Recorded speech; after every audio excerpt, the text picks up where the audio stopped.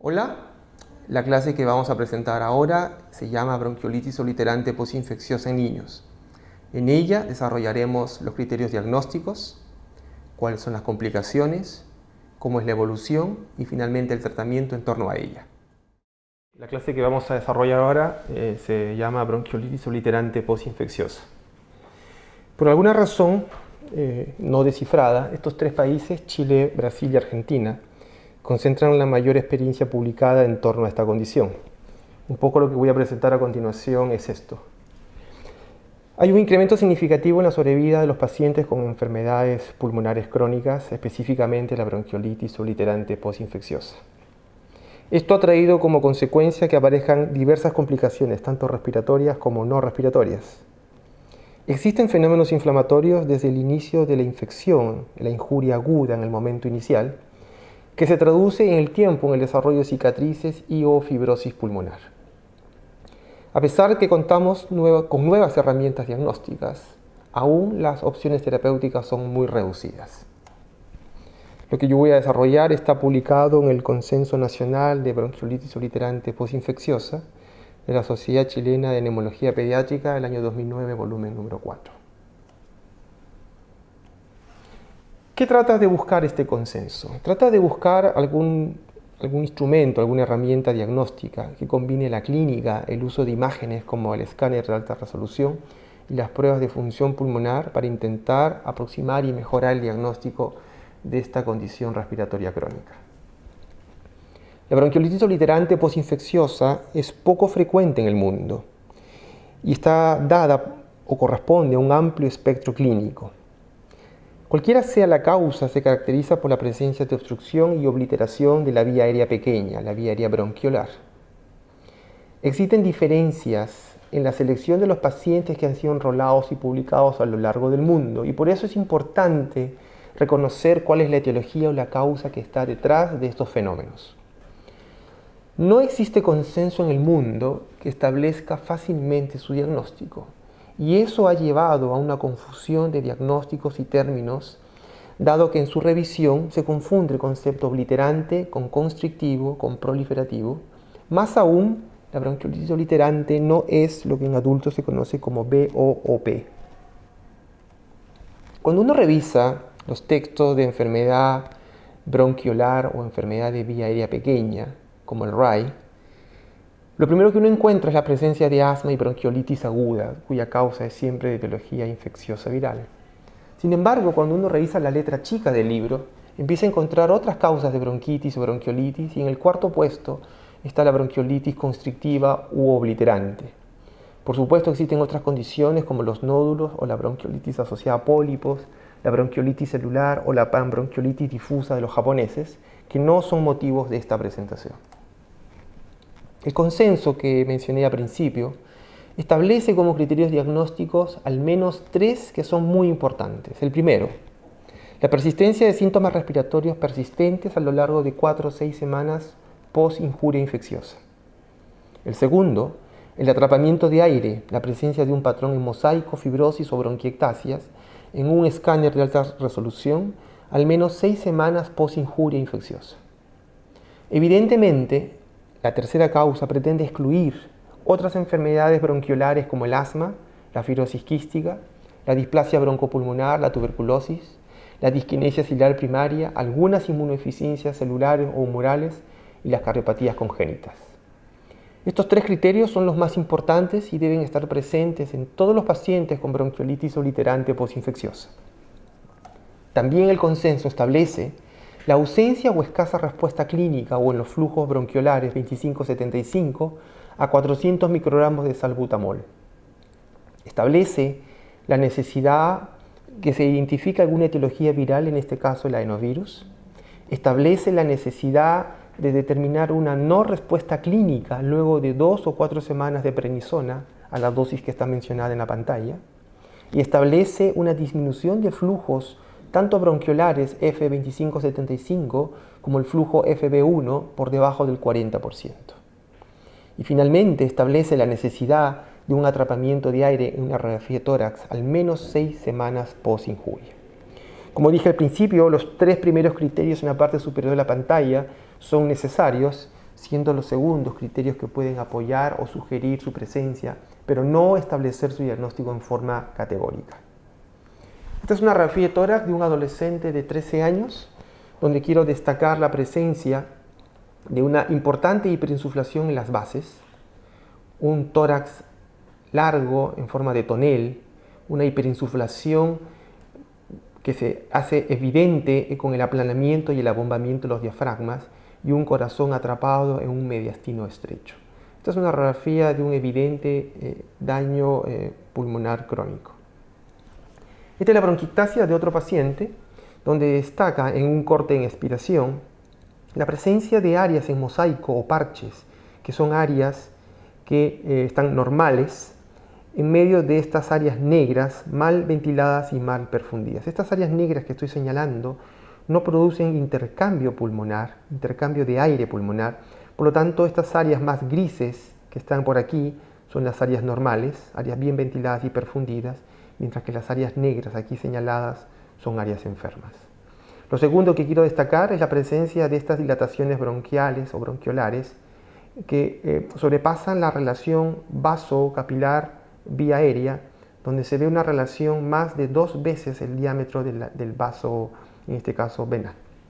De manera que este incremento o esta dilatación cilíndrica establece la presencia de bronquiectasias. Vemos bronquiectasias en el lóbulo inferior derecho, vemos bronquiectasias en el lóbulo inferior izquierdo, y estas áreas, panel en mosaico o panel de abeja, como se denomina en algunos textos. Esto establece y sella la presencia de una enfermedad bronquiolar obstructiva.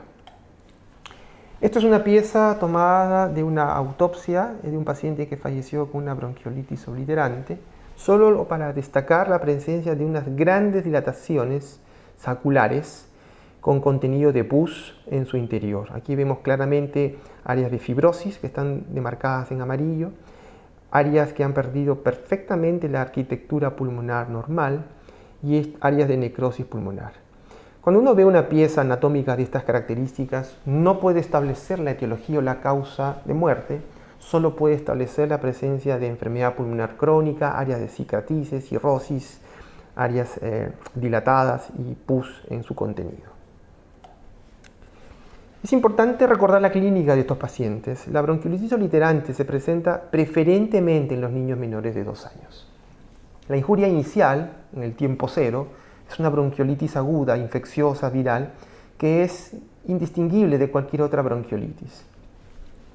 Algunas veces puede simular una neumonía, otras veces pueden ser muy graves, otras veces pueden presentar imágenes o síntomas persistentes a lo largo de 4 o 6 semanas.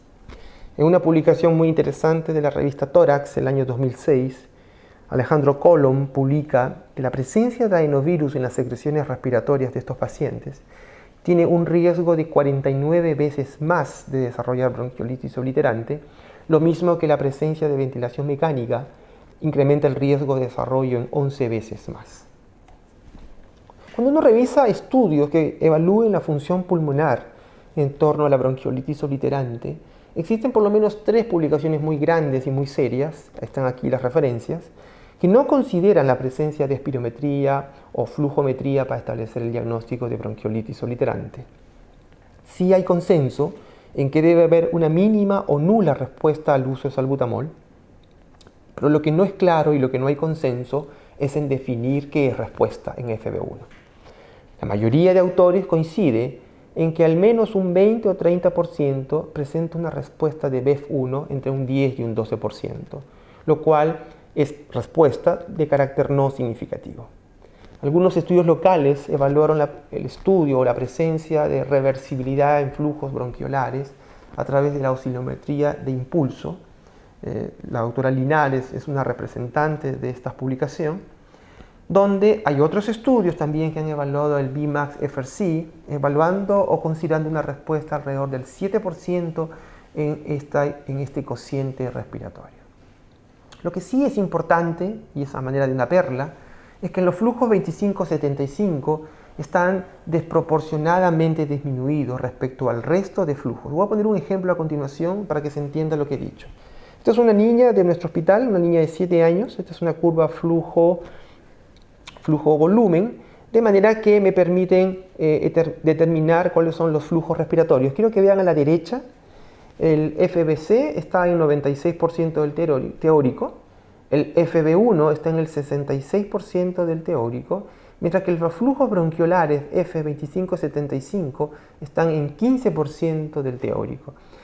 A esto es lo que yo me refiero con desproporción. Mientras que el flujo FB1 está en 66%, los flujos bronquiolares están exageradamente disminuidos. Y esta desproporción es muy característica de las enfermedades bronquiolares crónicas.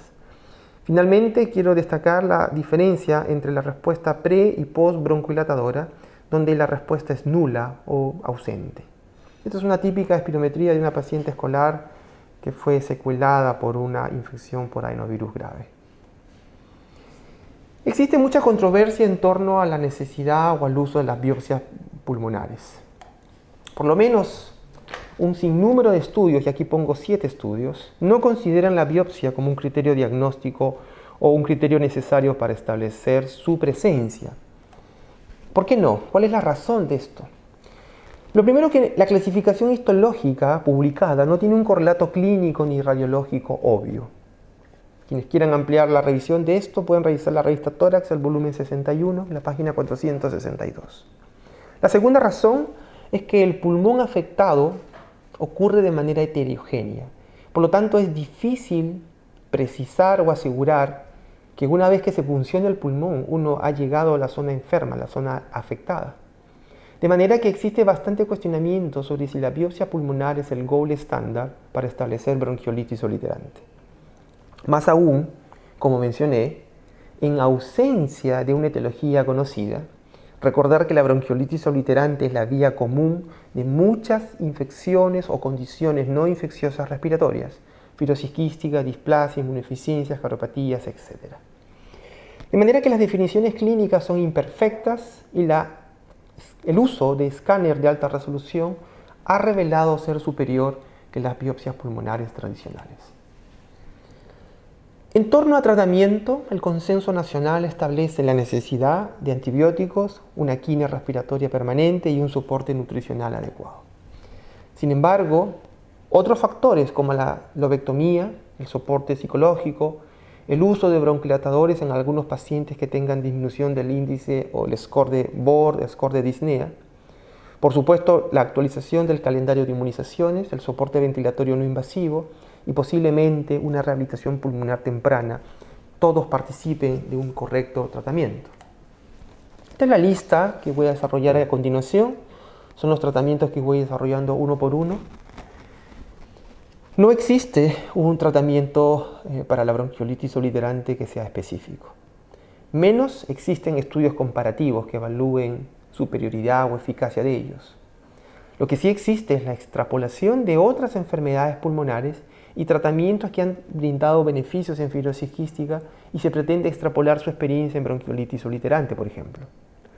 Está claro que la prevención de infecciones y complicaciones es importante.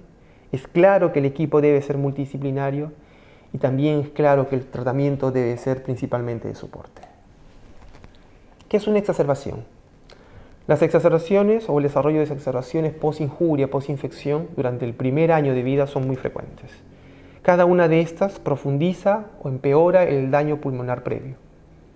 Al menos 80% de las hospitalizaciones van a ocurrir en los próximos 12 meses. Al menos el 90% desarrolla sibilancias recurrentes. Al menos un 70 o 100% presenta bronquiectasias en el escáner. Y casi categóricamente el 100% presenta el patrón mosaico que comenté al principio. En torno a antibióticos, el uso de antibióticos va a depender de la identificación del microorganismo o el causal, siendo los más frecuentes Staphylococcus pneumoniae, Haemophilus influenzae y Brahamella catarrhalis. Staphylococcus aureus y Pseudomonas aeruginosa son frecuentes en pacientes con bronquiectasias. Sin embargo, en aquellos que no presentan bronquiectasias es raro encontrar su aislamiento microbiológico.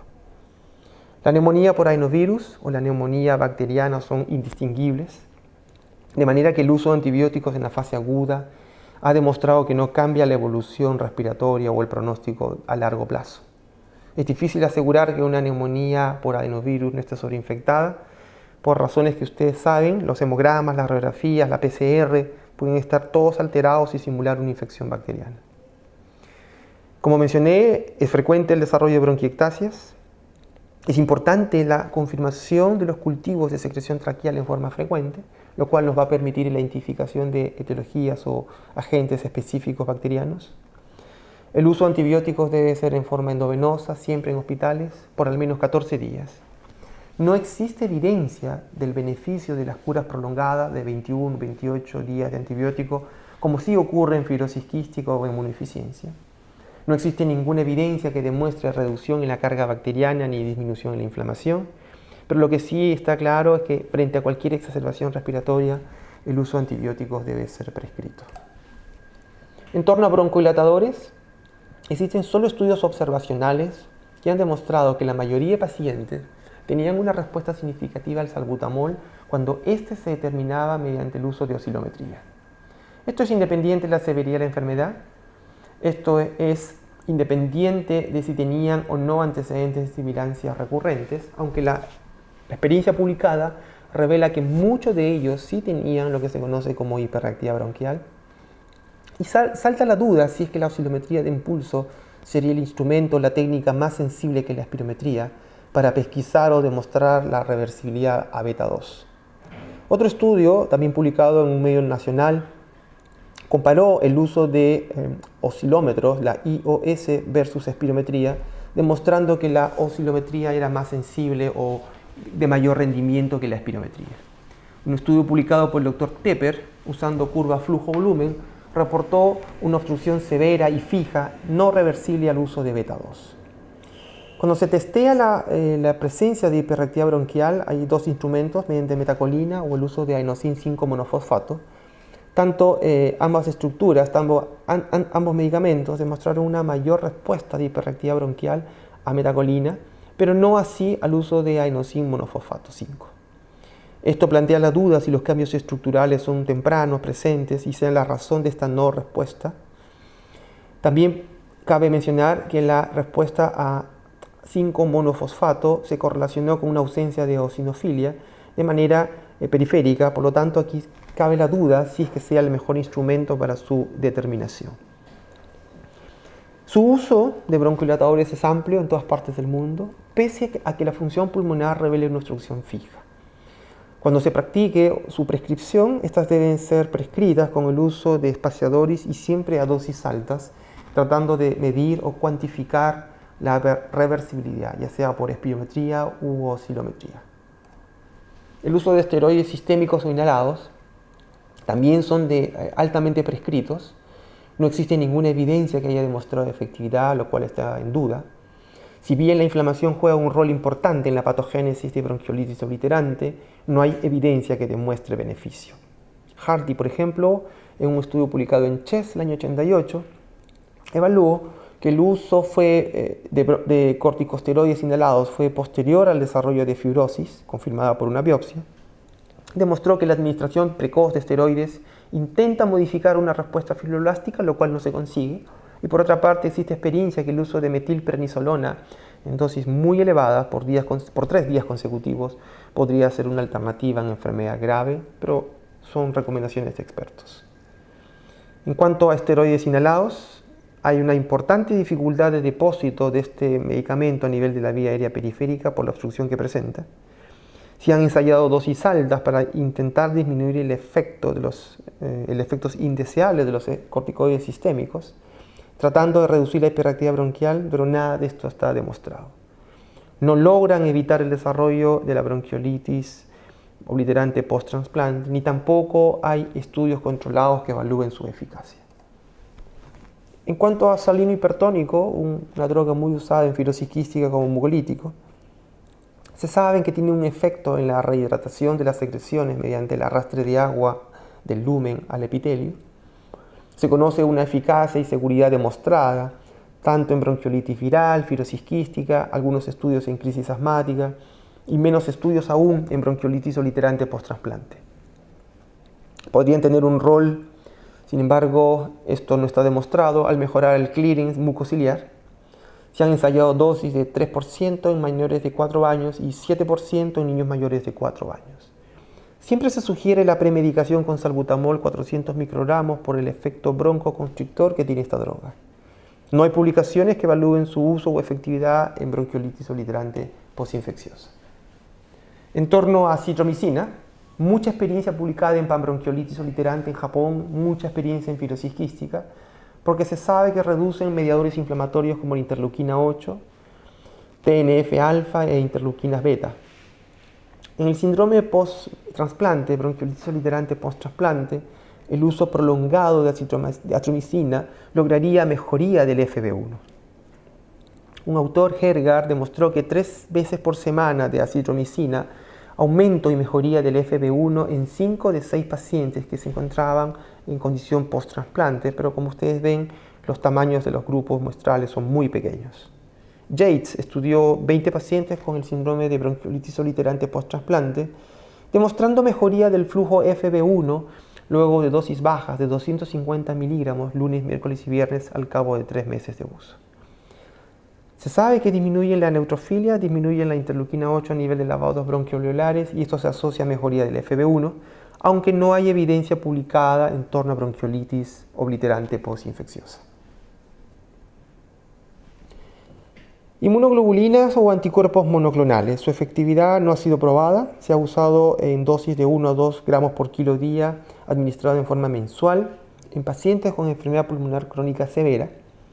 Fulner demostró una disminución en las manifestaciones de bronquiolitis obliterante luego del uso de infliximab en pacientes posttransplantados de médula ósea. No hay reportes en bronquiolitis postinfecciosa, por lo que su uso no está recomendado. La cirugía de tórax podría ser uno de los puntos finales o uno de los momentos más difíciles y debe ser planteada una resección pulmonar, no ser considerada o no concebirse como una pérdida pulmonar. La resección pulmonar no es perder pulmón. ¿Quién es el mejor candidato? ¿Quiénes deben ser considerados pacientes tributarios o criterios de inclusión? Aquellos que tengan lesiones pulmonares crónicas preferentemente localizadas. Ojalá un lóbulo, ojalá solo un segmento. Y que tenga la mayoría o el resto del pulmón sano o que esté desproporcionadamente menos enfermo, menos complicado. La presencia de bronquiectasias, la presencia de infecciones pulmonares crónicas se asocia a un ausentismo escolar frecuente por la exacerbación. Se asocia a hospitalizaciones frecuentes, se asocia a incapacidad de realizar actividad física, se asocia a broncorrea permanente, la cual es invalidante, y a su vez al uso frecuente de antibióticos. Se sabe que una lobectomía indicada en forma correcta y en forma temprana disminuye y mejora esta mala calidad de vida que presentan estos niños con enfermedad pulmonar crónica. El uso de sondas de alimentación, gastrostomías, deben ser consideradas en aquellos pacientes que tengan un inadecuado aporte bioral, debe ser considerado en aquellos que tengan un inadecuado progreso pondoestatural, siempre considerando su uso a mediano o largo plazo. Es preferir el uso de yeyunostomías o gastrostomías. Puede ser una medida temporal o puede ser una medida definitiva, según la indicación o la evolución. Permite independizar la ingesta de la voluntad, del apetito y el uso de suplementos durante el sueño o durante el día, asegurando que la ingesta calórica sea especialmente constante y no interrumpida durante cada exacerbación o un estado de catabolismo. La ventilación mecánica no invasiva ha demostrado que la asistencia de ella a domicilio es muy útil en pacientes con hipoventilación alveolar nocturna. La experiencia de pacientes adultos con enfermedad pulmonar obstructiva crónica ha sido extrapolado a otros modelos, ya que disminuye la actividad electromiográfica del diafragma, mejoran la presión transdiafragmática, mejoran la frecuencia respiratoria y aumentan el volumen corriente. El efecto clínico sobre cada reagudización o infección se asocia a menor mortalidad, menos días de hospitalización y menos complicación.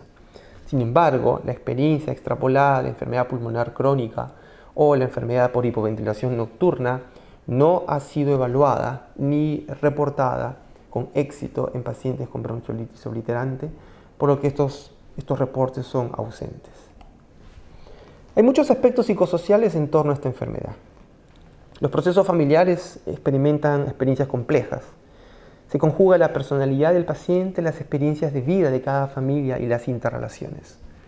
Llevar un paciente con una enfermedad pulmonar crónica a su casa es llevar a la familia al límite de su capacidad y de sobrevida. Describir los procesos de rehabilitación o las habilidades permiten enfrentar situaciones extremas. Por lo tanto, es importante considerar el trabajo multidisciplinario, el cual enriquece y retroalimenta las experiencias de vida de cada familia. Deben existir pautas de interacción que permiten un primer acercamiento al paciente y su familia. Debe aceptarse que existe un estrés. Existen polarización de algunas conductas, rigidez en algunos miembros, ausencia de algunos miembros de familia como el padre o caos en el interior de cada familia. Existen nuevos estilos flexibles a estas nuevas dinámicas que permiten decisiones, conocer los límites y los roles de cada miembro de la familia. A su vez, las madres y los niños establecen alianzas que son relaciones positivas y que nutren esta relación. Sin embargo, muchas familias presentan coalición, presentan conflictos, presentan duelos, y es muy frecuente que existan padres con el fenómeno de parentalización y el fenómeno opuesto, que es el desparentalización. Los cuidados paliativos son muy difíciles definir cuándo establecer. Es muy difícil conocer el estadio final de una enfermedad, especialmente esta. Requiere siempre la presencia de un personal experimentado. Sin embargo, cualquiera de estas decisiones paliativas deben girar en torno al paciente. Los cuidados deben ser flexibles y en relación directa a lo que la esperanza o la expectativa de vida que tenga cada familia. Deben evitarse los tratamientos innecesarios, cruentos. Debe calmarse el dolor y no solo controlar los síntomas respiratorios. Debe mantenerse siempre la familia informada. Si bien la mayoría de pacientes fallecen por insuficiencia respiratoria, es posible que la ventilación no invasiva pueda ser considerada como una terapia paliativa. ¿A qué conclusiones me permito llegar? Lo primero es que no existe un tratamiento específico que resuelva este problema. Y esto obedece a que no existen estudios comparativos. Muchas conductas terapéuticas han sido extrapoladas de otras enfermedades o condiciones. Lo más importante es la prevención de infecciones, la prevención de complicaciones en cualquier paciente con bronquiolitis obliterante postinfecciosa. Siempre considerar la presencia de un equipo multidisciplinario para que el tratamiento sea de soporte y la sobrevida en estos niños aún es desconocida. El diagnóstico de bronquiolitis obliterante va a requerir siempre la combinación de herramientas, síntomas, imágenes y función pulmonar. Adenovirus es el principal factor de riesgo, sin embargo hay que excluir otras condiciones. Hoy por hoy, el escáner de alta resolución ha desplazado el rol de la biopsia tradicional. Ojalá tengamos estudios nacionales colaborativos y ojalá latinoamericanos que nos permitan comprender más el concepto de bronquiolitis obliterante postinfecciosa. Muchas gracias.